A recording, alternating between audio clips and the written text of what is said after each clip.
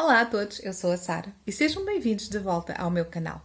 Hoje venho falar-vos do meu projeto de leitura 100 autores portugueses, que consiste em ler precisamente 100 livros de autores nacionais. Querem saber qual foi o primeiro de todos?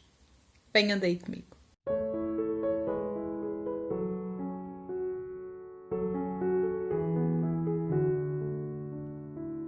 O primeiro livro que eu escolhi para o meu projeto de leitura foi, na verdade, uma releitura. E foi um clássico.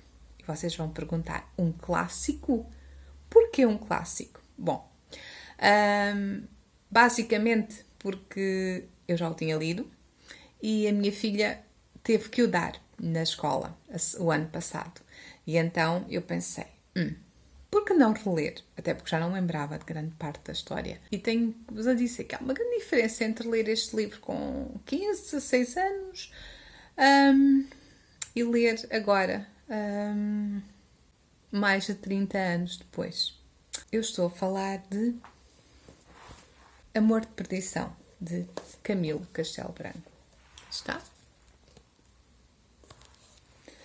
E vamos falar primeiro um pouco sobre o autor do livro. Camilo Castelo Branco viveu ele próprio uma vida mais rocambolesca do que os próprios livros que escreveu. Uma vida recheada de amores, traições, rapto de uma prima, dívidas, filhos problemáticos, prisão, caso com uma freira, adultério, sífilis grave que resultou numa cegueira irreversível e, finalmente, o suicídio. A sua vida dava realmente um livro com vários volumes. Camilo Castelo Branco escreveu 137 obras. Ele era considerado uma autêntica máquina de escrever. E escreveu precisamente porque ele tinha muitas dívidas e, como tal, ele precisava de saldar as suas dívidas e então escrevia. Daí brindou-nos com 137 obras editadas. Estamos entre os anos 1858 e 1861, quando Camilo Castelo Branco se encontrava preso e recebeu a notícia de que um tio, Simão António Botelho, também se encontrava preso e que tinha sido exilado para a Índia. Assim, nasceu Amor de Perdição.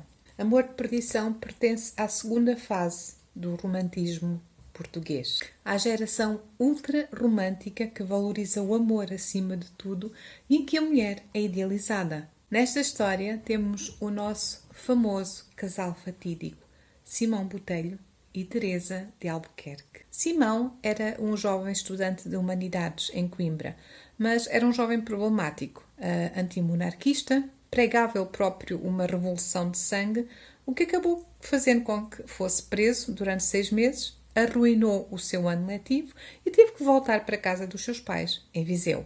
E é aqui, em casa dos seus pais, que numa noite, pela janela, conhece a sua vizinha, Teresa. Ambos trocam olhares pelas janelas e não podemos esquecer que temos aqui uma obra ultra romântica e por isso temos também um amor à primeira vista.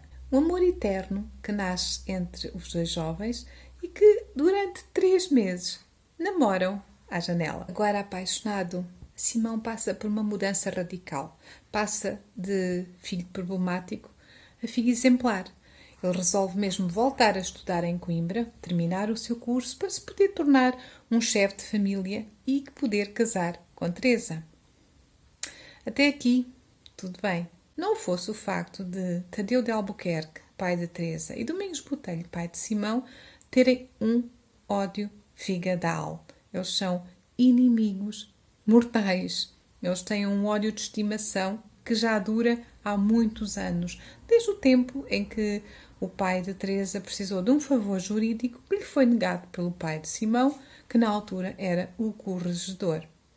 Então, no dia em que Simão vai voltar para Coimbra e está a despedir-se de Teresa à janela, eles são surpreendidos por Tadeu de Albuquerque, que dá uma bronca enorme na filha e a proíbe de falar com Simão e seja com qualquer outra pessoa da família Botelho. Uma vez separados pelas famílias, eles continuam a trocar juras de amor através de cartas que são entregues por uma mendiga que vai ser o ponto fulcral do romance entre eles. Ela vai servir como pombo-correio que vai levar as cartas escondidas, as cartas secretas, a Simão e a Teresa. E podemos mesmo dizer que as cartas são a protagonista desta história, porque vai ser através das cartas que o romance deles vai ser desenvolvido, vai crescer ainda mais, que o amor deles vai se tornar aquele amor eterno, aquele amor puro. Entretanto, para complicar a situação, o Sr. Tadeu de Albuquerque, o pai da Teresa, já tem planos para a filha e então pretende casá-la com um primo, Baltazar Coutinho. É um fidalgo rico e constitui o casamento perfeito para a filha. Quando Tadeu de Albuquerque dá a conhecer à sua filha dos seus planos, ela recusa casar com o primo. E então o pai ameaça de a colocar num convento se ela voltar a falar com Simão Botelho. Nesta altura, Teresa mente ao pai e ela diz-lhe que vai cortar qualquer tipo de relação que tenha com Simão Botelho. Claro que é mentira, porque ela vai continuar a corresponder-se com ele através da nossa mendiga. O tempo passa e chega o dia do aniversário de Teresa, que, como não podia deixar de ser, é celebrado com toda a pompa e circunstância. E quem é que aparece de surpresa no aniversário? Claro, o nosso amante preferido, Simão Botelho. Só que acaba por ser descoberto por Baltazar Coutinho, que, entretanto, congemina um plano com o pai de Teresa para matar Simão. Ironia do destino. Baltazar contrata um ferreiro, João da Cruz. Só que ele não sabe que João da Cruz tem uma dívida de gratidão para com a família Botelho, porque o pai de Simão, em tempos, salvou-o de uma dívida e ele, a partir daí, jurou fidelidade a toda a família. Como tal, ele próprio jura proteger Simão até mesmo a custo da sua própria vida. Numa outra tentativa de assassinato orquestrada por Baltazar, Simão acaba ferido e João da Cruz leva-o para a sua casa escondido, de forma a protegê-lo e também a poder ajudá-lo na recuperação das suas feridas. E é aqui que vai entrar o terceiro elemento desta história fatídica. Mariana, a filha de João da Cruz, uma jovem camponesa que vai apaixonar-se por Simão. Mariana vai assim representar nesta história o máximo do amor, porque ela sabe perfeitamente, em primeiro lugar, que uma jovem da condição social dela nunca poderá ter qualquer tipo de relacionamento com Simão Botelho, um jovem rico. E depois, porque também sabe que ele ama Teresa.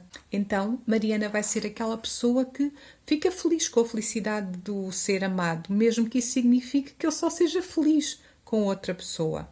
Ela morre de ciúmes da Teresa, ela tem um ódio terrível à Teresa, mas ela consegue engolir esse ciúme, esse ódio, e acaba até mesmo por ajudar o casal. Este é o tipo de amor abnegado. Mariana vai ser uma personagem bastante importante na história e, sinceramente, para mim, é a minha personagem favorita. Eu gosto imenso da maneira como Mariana, como ela é forte, é frágil, mas é forte ao mesmo tempo. Ela é realmente uma pessoa fantástica e é a minha personagem favorita de Amor de Perdição. No seguimento da história, Tadeu de Albuquerque força a filha a casar com Baltazar. Só que a filha recusa terminantemente. E então o pai, desta vez, não tem qualquer piedade dela e envia-a para um convento. Primeiro um convento em Viseu e depois, para mais tarde, para um convento no Porto, em Monchique, para que ela se torne freira. Já que não pode casar com Baltazar, não casa com mais ninguém. Temos aqui o poder total, soberano, masculino, em que o patriarca decide a vida de todos à sua volta, inclusive das suas filhas. Eles fazem o que ele quer ou não fazem. E então, Teresa vai para o convento em Viseu. No dia em que ela vai ser transferida para o Porto, o convento no Porto, Simão tenta raptá-la. Só que acaba por ser interceptado antes por Baltazar Coutinho. Eles envolvem-se numa luta bastante violenta, em que Baltazar quase mata Simão, mas Simão consegue libertar-se e acaba então por ele matar Baltazar. João da Cruz ainda tenta que ele fuja, mas Simão resolve assumir a sua culpa. Ele entrega-se na prisão em Viseu, é então condenado à forca e transferido para a prisão no Porto. Nesta altura, Teresa, que já está no convento, no Porto, tem conhecimento de que o seu amado foi condenado à morte e ela própria acaba por ficar doente de desgosto, ganha uma febre de paixão e a própria Mariana fica à beira da loucura, tanto que João da Cruz faz com que a filha vá para o Porto para ficar junto de Simão e até mesmo ajudá-lo como enfermeira. Entretanto, aparece na história um tio-avô de Simão que intercede por ele e pede ao pai, porque o pai tem poder para pedir com que o filho não seja condenado à forca, mas orgulhoso ele recusa-se, ele diz que não tem filho, que o filho morreu, ele inclusive até numa parte da história ele separa-se durante um tempo da mulher, porque a mulher não concorda com o que ele está a fazer com o filho, mas um tio-avô intercede por ele e faz com que então Domingos Botelho consiga que o filho seja ilibado da morte pela forca. Mas em contrapartida terá que ficar preso durante 10 anos em Viseu. Simão recusa, porque para ele é uma humilhação ele ficar 10 anos preso no sítio onde os pais moram, junto do pai, e então ele prefere o exílio. Sendo assim, ele é condenado ao exílio na Índia. Ao ser condenado ao exílio na Índia, Mariana resolve ir com ele, resolve abandonar tudo e ir com ele também, exilada. Haja amor. Mesmo no final da história, no momento em que Simão entra no navio que o vai levar para a Índia, ele vê Teresa na torre do convento a acenar com um lenço como despedida, mas nessa altura Teresa já está muito, muito doente e ele apenas vê que ela cai, não sabe o que lhe aconteceu. Teresa morre nesse mesmo instante e na altura em que o barco está praticamente a sair do porto, as freiras mandam mensagem a Simão anunciando que Teresa acabou de morrer. Nessa altura, o próprio Simão acaba por sofrer da mesma febre de paixão, acaba por ficar com desgosto, não se perdoa porque a sua amada morreu por culpa dele, e 9 dias depois de saber da morte de Teresa, o próprio Simão acaba por morrer. O corpo dele é preparado e é lançado ao mar e Mariana, também, que não suporta viver sem Simão, lança-se ao mar, nada, não para se salvar, mas para abraçar o cadáver de Simão e assim afundam juntos. E temos aqui a nossa história trágica. Podemos dizer que isto é mesmo um amor de perdição em vários aspectos. Não é só do Simão e da Teresa, temos um amor de perdição também com o Baltasar Coutinho, que acaba por morrer, a própria Mariana, que também acaba por morrer. Ou seja, temos aqui uma série de elementos, uma série de triângulos amorosos que acabam todos por sofrer. Por isso é um amor de perdição em todos os aspectos. Além disso, eu gosto muito deste livro porque ele tem muitas denúncias, muitas críticas à sociedade. Temos a crítica à hipocrisia social, preocupação com a aparência e com o status, a arrogância, denúncias à própria monarquia, a promiscuidade no convento, especialmente no convento de Viseu. O autor não poupa críticas à promiscuidade entre as freiras e os membros do clero e até mesmo da realeza. Por isso este livro, além de ser uma história trágica de amor, tem também muitas críticas à sociedade e é bastante pertinente por causa disso. E agora uma curiosidade que eu achei bastante interessante é que este livro foi o primeiro best-seller português. Quando ele foi lançado em 1862, foram feitas edições atrás de edições atrás de edições. O público recebeu tão bem este livro, gostou tanto da história deste casal apaixonado, sofreu tanto com eles, que inclusive chegou a pedir ao próprio Camilo Castelo Branco para escrever uma história, um livro, onde o amor deles fosse feliz, onde tivesse um final feliz. E então, 2 anos depois, em 1864, Camilo Castelo Branco escreveu Amor de Salvação, onde então o nosso casal vai encontrar o seu final feliz. E pronto, foi esta a minha primeira review do meu primeiro livro escolhido para os meus 100 autores portugueses. Espero que tenham gostado. Dê uma oportunidade ao livro, apesar de ser um clássico e muita gente pensa, meu Deus, é uma perdição, aquilo é uma história terrível. É, mas é uma história gira e é muito interessante nós lermos esta história pensando naquela época, na época ultrarromântica, do ultrarromantismo.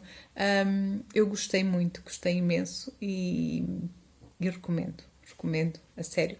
Deem uma oportunidade que vocês vão gostar. E é assim, ficamos por aqui. Espero que tenham gostado. Vemo-nos no meu próximo vídeo, ok? Tchau!